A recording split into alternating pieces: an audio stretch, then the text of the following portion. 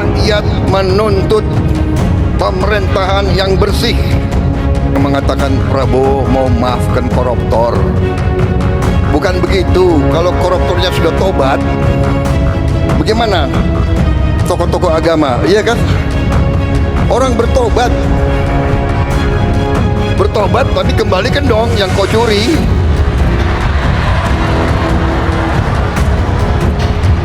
Enak aja.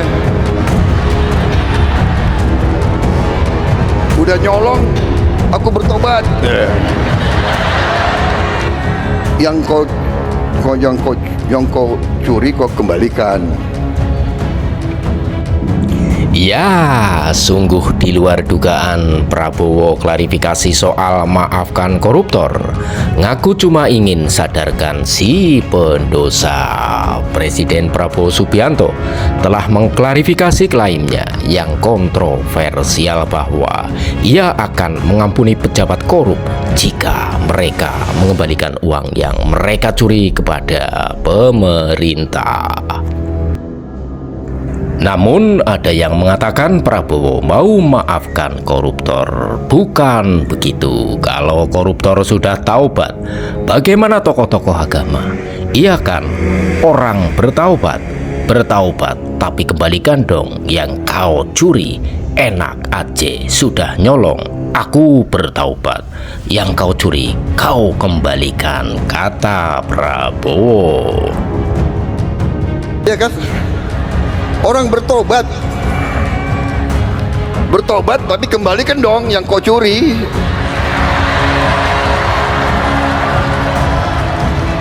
Enak aja. Dalam pernyataannya, mantan Menteri Pertahanan tersebut mengaku hanya ingin menyadarkan pembuat dosa dan menyadari kesalahannya. Bukan saya maafkan koruptor, tidak. Saya mau sadarkan mereka yang sudah terlanjur dulu berbuat dosa. Ya, bertaubatlah. Itu kan ajaran agama. Bertaubatlah, kasihan rakyat. Kembalikan uang itu sebelum kita cari hartamu. Kemana kita akan cari? Kemana sambungnya? Bertobatlah, kasihan rakyat. Kembalikan uang itu. Sebelum kita cari hartamu, kemana kita akan cari gitu. Ya, memang sangat luar biasa. Presiden kita Prabowo Subianto juga menghimbau semua pihak untuk berjuang memberantas korupsi dan manipulasi serta menegakkan hukum dan kebenaran.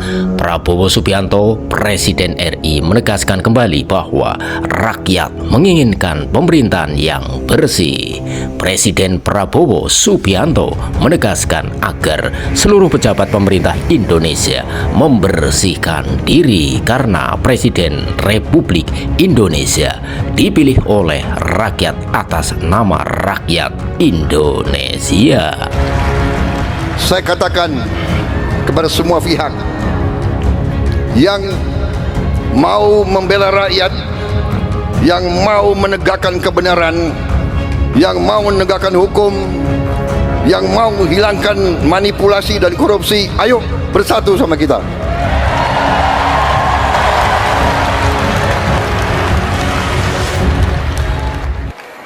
Rakyat menuntut pemerintahan yang bersih. Saya ulangi, rakyat menuntut pemerintah yang bersih.